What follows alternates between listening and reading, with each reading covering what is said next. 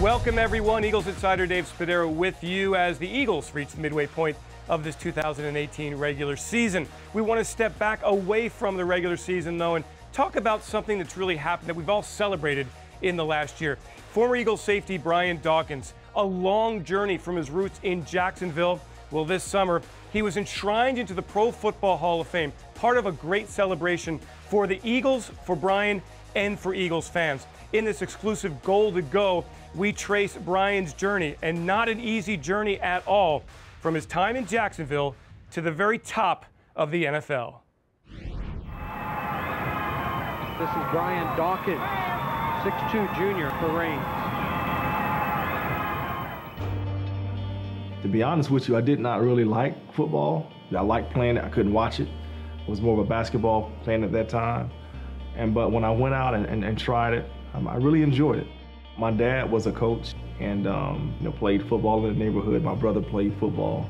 He was a very good athlete, and you're blessed with that. See, that's something you don't train for that. He was blessed with that. You know, it's something about that competition and being out there and doing the things that I had done in the neighborhood. Now you're doing it more organized. And something to do as well. Like, I had a lot of energy, and I was doing some dumb stuff around the house sometimes to get in trouble, so my mom had to get me out of the house. And football was one of those things that kept me out of trouble, I guess. When I first started playing, I was playing offense. And so I was a quarterback. My offensive line wasn't the best, so I asked could I go to running back to give me a little more time to make somebody miss if they get through. And he let me go to running back. And I played running back, and then from time to time, I would have to play on defense. So I would play both ways from time to time, or a lot of times, to be honest with you. When I got to Reigns, I played JV first of all. I was on the JV squad and was having a lot of fun. I was playing both ways. I was playing middle linebacker and playing running back, and that lasted for about 4 games. And I got called up to varsity. And during that time, I think is where they recognized how aggressive I was and what I can do. And so that next year, I asked the coach, because he wanted me to play running back. He was like, you can really play running back. And I was like, I don't really like running back that much. I really want to play defense. At Junior high, he broke his leg being a running back. And from then on, he didn't want to be a running back anymore. He wanted to give the lick than to receive it. It was better to give a lick than receive it. Moving over to defense for him, I felt like probably was the better choice. You kind of seen that elevation of him once he moved to the safety position. He was a ball hawk. He was a leader of that defense, and he was the guy that was going to bring it in that secondary. When those guys got in that secondary running the football or catching it, he was going to bring that pain now. Probably got some looks like junior year. And so I remember my first letter was like for Notre Dame. They had it delivered to the class. And I looked at it, like, is that Notre Dame I see? I said, that's Notre Dame. I was like, God. So I was, I was hyped. Getting letters from Notre Dame, they weren't recruiting me. They just sent me a letter. It was like a questionnaire. But in my mind, they were recruiting me. And then I began to get a whole lot more letters. And I got phone calls from a couple of schools. I wasn't really highly recruited. I think a lot of those things was, once again, Reigns is a high bed for talent. And they got hold of my name some type of way and wanted to send me a questionnaire or something like that. During that time, the team that I wanted to go play for was the Florida Gators. And I was going to be a Gator. I had already had my Gator chop and all that stuff set, and how I was going to go about celebrating after I make big plays for the Gators. But I didn't do what I was supposed to do in the classroom. And my grades weren't where they needed to be, and I wasn't a big enough recruit for them to hold on to that scholarship. So I lost that scholarship. That was devastating for me. And so worked my behind off to get my GPA up. And then the other team that was really interested was South Carolina. And so I was trying to get in contact with South Carolina to tell them, okay, I want to take the scholarship offer there. I couldn't get in touch with anybody, right? And so that night, I talked to Patrick Sapp. And he called me. He was kind of in a panic, to be quite honest. And it just hit me at that point. I said, you know what, brother? I said, man, if I go to Clemson, would you go to Clemson with me? He's like, heck yeah. If they give me a scholarship, man, I'm there. And I called and I said, Coach, look, I'm gonna commit to Clemson, but one thing, I want Brian to come to Clemson with me. And at that moment, he said, it's a done deal. And I called Brian and told him. So basically what he did was he called and he basically tells them that if I come to Clemson, Brian has to come with me. I didn't know that. I thought they really liked me. I thought I was coming there. They offered me a scholarship. I'm all hyped. And I didn't find this out, and this is crazy. I didn't find this out till like 5 years ago. So this whole time, you know, I'm thinking that, you know, I'm that dude and, you know, Clemson wanted me and I went there. Nope, Clemson wanted him and they brought you along with. So no, you're right. He didn't find out until some years later that, you know, that's really how he got to Clemson. But I can tell you what, I thought he knew it because he came here with attitude now. The way I play is I try to hurt people, and the way they play is they try to hurt people. So I think that me going there was a good decision for me. But, you know, I didn't care. Like, I just knew that I was going to go there and do some damage and earn my way onto the football field.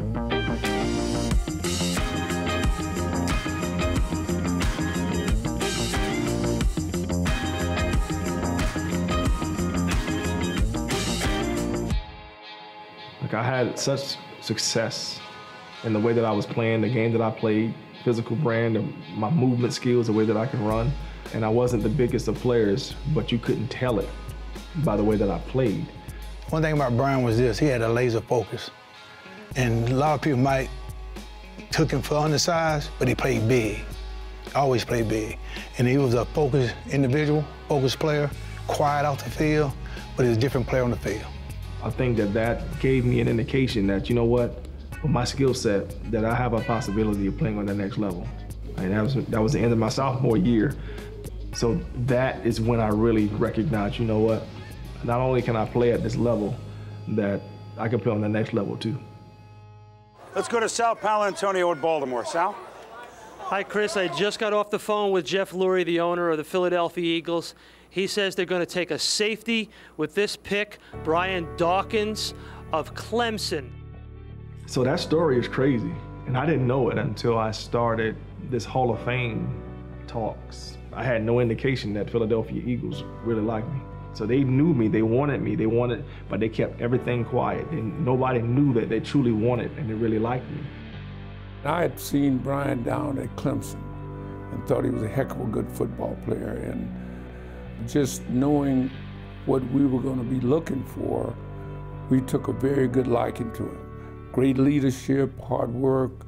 And I remember telling Emmett Thomas, who was our defensive coordinator, I want you to take a real good look at this youngster, Brian Dawkins. This is the guy that I like for us, but I wanted him to make the final decision because, number one, we're talking about DBs, and I don't think that anybody knew any more about DBs other than Ray Rhodes and Emmett Thomas.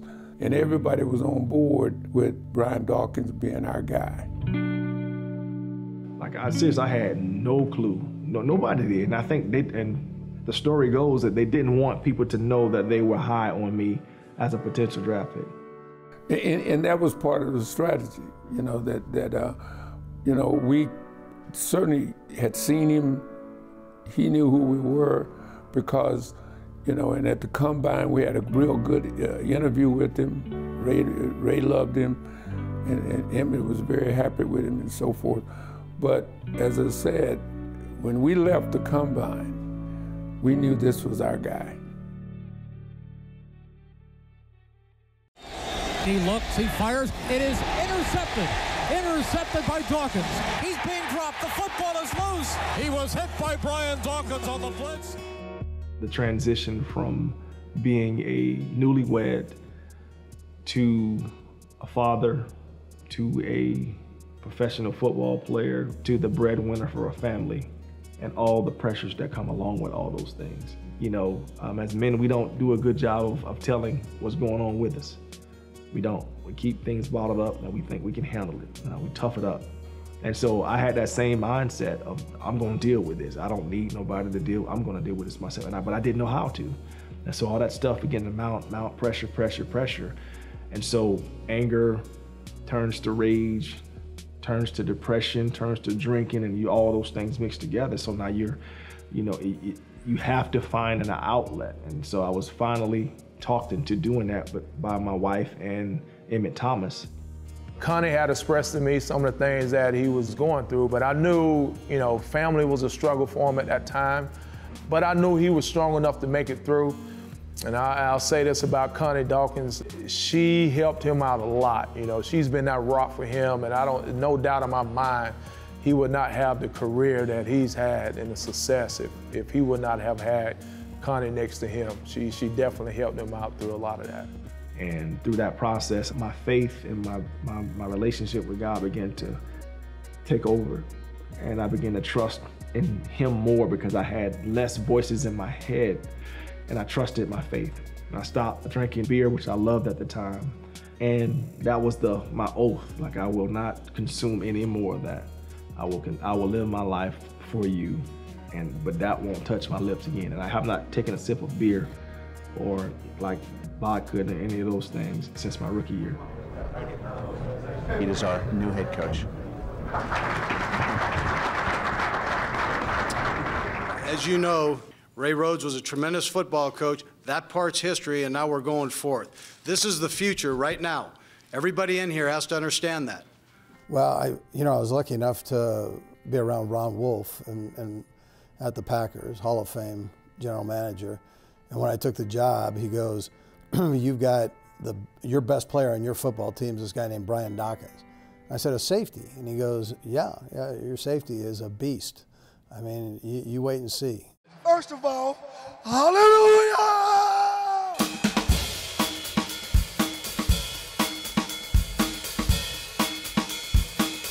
Whatever you got to say, let me get that. Can y'all feel that? Can you feel that thing that's oozing out your doggone hands? That thing is beating your doggone chest right now. Can you feel what's about to happen on this field, man? Run on! That's what we gonna do all freaking day and everything. Give me what you got. Domination, snot bubbles, crazy eyes, whatever. Let's dominate this thing. On the field, he would always make sure the guys that's around him played at a high level. He didn't talk about being a leader, he was a leader. Brian didn't say much. He did it by example, and then if somebody was out of line, he'd tell them. And because he was so matter-of-fact and quiet, when he talked, people listened. My philosophy has been for a long time that I will never ask you to do something that I have not already done or am not willing to do. And so you know, if I ask you to do something, that I've either done it or I will do it, period. And so that's how I try my best to lead. And I try my best to be sensitive to those times that I maybe need to speak up more. Then I will speak up more. If I'm not needed, we got it. Other guys got it. And then, I tell you what, I'm going to give all the credit to Michael Vick. We give him enough respect, but nobody respected us as a defense. Give me some respect right now. Show him the love, Philadelphia.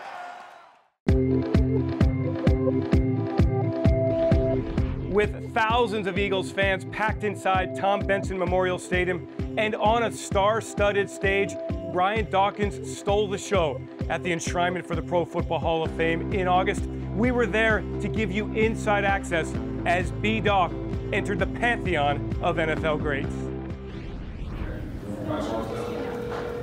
Hello. Hey, Brian, this is David Baker from the Pro Football Hall of Fame. How you doing, sir? I'm doing good. Where are you at? Well, I'm in my room in the Radisson Mall of America. Well, I hope you're ready because you're going to be moving to Canton, Ohio for the rest of time. Congratulations. So I made it. You've made it, brother. You are in the Pro Football Hall of Fame for all of time. Ladies and gentlemen, presenting Brian Dawkins for enshrinement into the Pro Football Hall of Fame. I can't tell you that there has been a time in my life that I have reflected more than I have the last couple of months and look back over my life. And you begin to see glimpses of things that I didn't recognize back then that, you know, it makes more sense now. As you look on my shirt, it says blessed by the best. And throughout my life, the Lord has blessed me with so many individuals. So if it was up to me, Hall of Fame, this is what I would do. I would like to put every last one of the individuals that I told you was special in my life in my jacket somewhere. So every time that I put this thing on, it reminds me visually and emotionally that I did not do this by myself, because I did not do this by myself. Sap, peace out.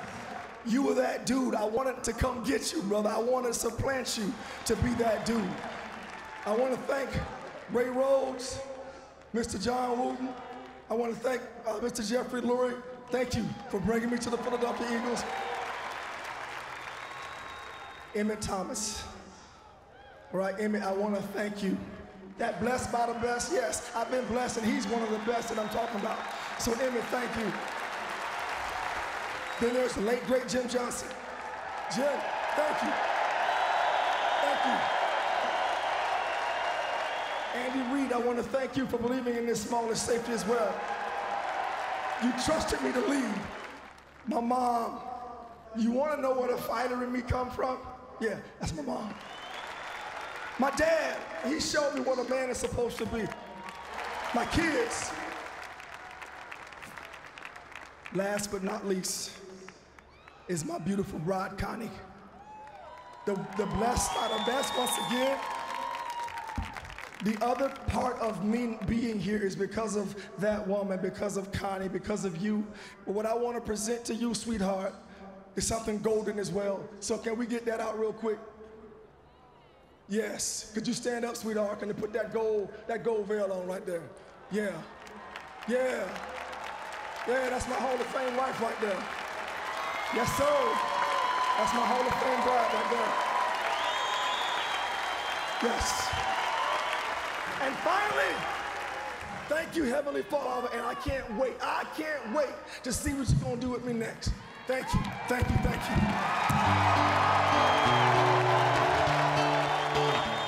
When you're unique in this profession, I mean, you're talking about 32 free or strong safeties in the National Football League, and he did it for all those years, and he was the best.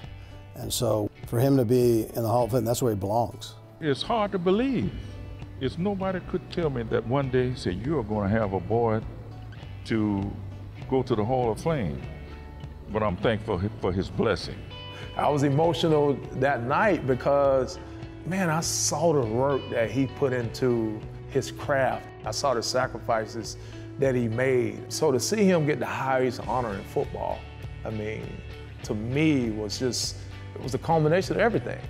The crazy thing and the great thing about this is that because of the faith that I live under and what I believe is that the best days are yet to come of what I'm about to do. And I was trying my best to increase and get better. I wanted to be as good as I can be. Well, that dude is still living inside of me. So I still want to increase. I still want to get better and share that with other people. I want to share that with individuals. And it has nothing to do with football. It has nothing to do with sports. It has to do with life. This is a life thing for me. And so, yes, blessed to have had a career that I've had in the National Football League. Blessed. But the life that I have yet lived in these next however long before I go home to be with the Heavenly Father, I will continue to grow and I will continue to give. And me growing is increase, and me giving is increase. And that's what I plan on doing going forward, is living in increase.